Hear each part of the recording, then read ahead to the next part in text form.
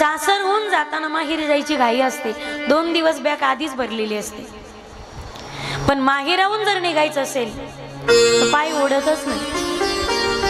पिशवी भरली आणि गाडी चालू केली तरी सतत घरात जाऊन यावंसं वाटतं, काही विसरलं तर नाही ना, काही विसरलं तर नाही ना, सगळं आठवणीने घेतलेलं असतं, पण तरी सुद्धा काहीतरी विसरल्यासारखं राहून राहून वाटतं।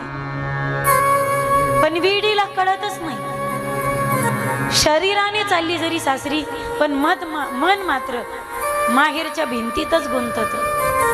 कायमचं एकदा कन्यादान झालं की बस सगळ्या गोष्टी सासरच्या स्वीकारणं। मग पहा तुम्ही, माहेरी जायला सुद्धा अनुमती नवरीची घ्यावी लागते।